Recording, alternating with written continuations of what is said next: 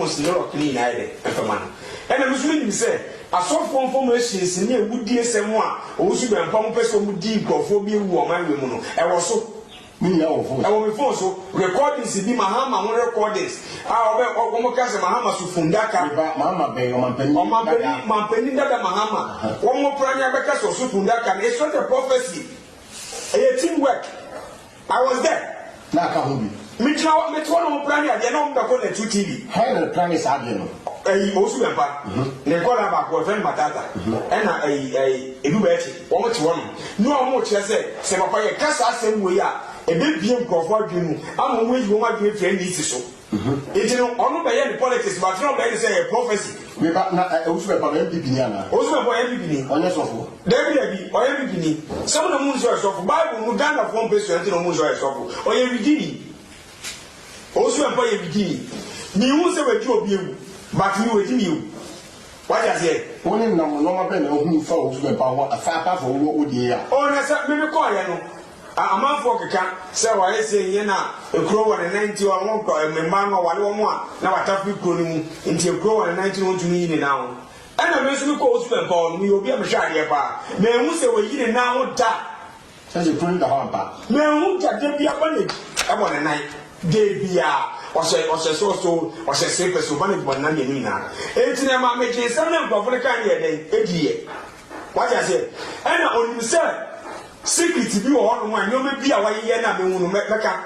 ade enti na Ghana obi share come say bibi besi a esi a na che say ni bana o prophet man ka se mo che ma mo fo ma bi su za o ya me som no enya nkom she nko an ya me som enya nkom she o su me pa ni na gen na edidi e wo man no na gen e no didi e wo man no nti o si ni pisa o su be pa ni bi si ni pisa ya prophet on kesi na mungu fom only to me tefle power kwa oni bi tefle me na me kete o only to me so asin na me na afre no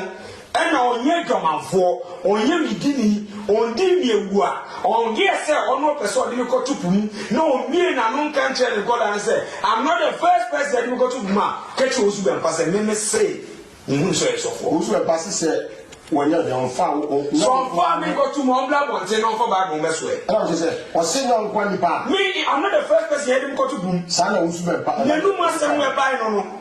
obisa se mo bu na ye ni hu agbe yo se an sometimes ya teche me sa ya tumi ko so te se we ya tumi say na ya so ya tumi say na mama be mo fom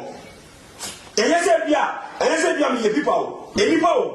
enipa na meka wa se no me ya so te bra bo ya e ya bo ya they know say the omo dia ya me don make mba bo te na kasa biom but me ase ni pedi aba tun tumi say okra na timi mu no but me abom me ase ni pedi aba tumi age phone so re o je ni nde ya me because of no credit o su empa ni ya me phone me ka lokate two information say be guso no asofo information say guso na oni say won ye tiro de ba ye nkom se no da o de ba ba bon ti dia meka na eno chi nya o sa fro nwa asofo some na mo na so so na mo so di wo mo chi mi di won echi mi di obi echi o now no so what is it ya mi jabe ni pe am not mi se wo pa mo ye duma pe mi no pa mo ye duma e na so no fa ma o ke e ba ni se no pa mo mi ni ye duma mi ni ye no afi do de ka be bo mo eti mo no opa mo e ba ta ta me so fu chief ba u e kro bi e fra wo mo fo do eduma sa o pa nko bisa nko interview o chibo so